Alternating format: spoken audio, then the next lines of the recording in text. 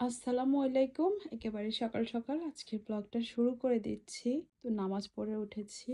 সবার আগে উপরের তলাটা ভালো করে ক্লিন করে নিয়েছি।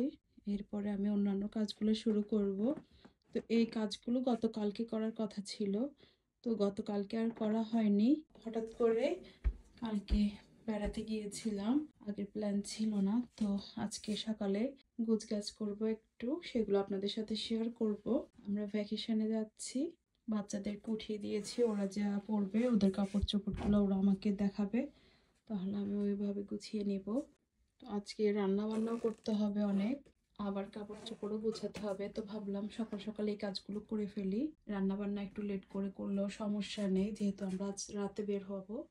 আজকে আর ঘর গোছানোর টাইম পাবো না, তো সবার আগে এই কাজগুলোই করে রাখছি। চাচ্ছিলাম যে রান্না বান্না একেবারে লাস্টে করতে। তো যা রান্না করে নিব সবকিছু ক্লিন করে গুছিয়ে ফ্রিজে রেখে দিব। মাগরিবের পরে রান্না বান্না শুরু করব।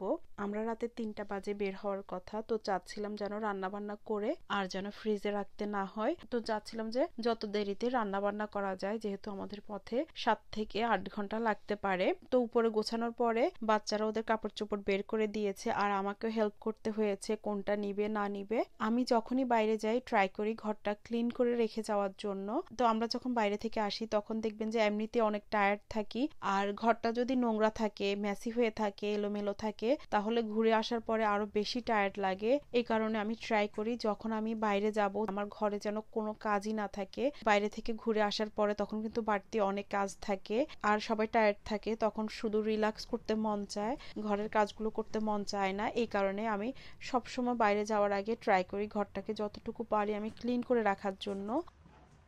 এইবার তো আমরা কয়েকদিনের জন্য যাচ্ছি, এই কারণে আরো বেশি করে একটু ভালো করে ক্লিন করে রেখে যাচ্ছি। তো উপরে নিচে গার্বেজ সব বের করে রেখেছি যেন ঘরে কোনো রকমের স্মেল না হয়। এই দেশে দরজা জানালা তেমন একটা খোলা হয় না, তারপরেও কোথায় থেকে যে এত ডাস্ট আসে, তো রেগুলার ডাস্টিং করতে হয়, ডাস্টিং এর কোনো বিকল্প নেই। তো আজকে আমি ডাস্টিং করে ফেলেছি।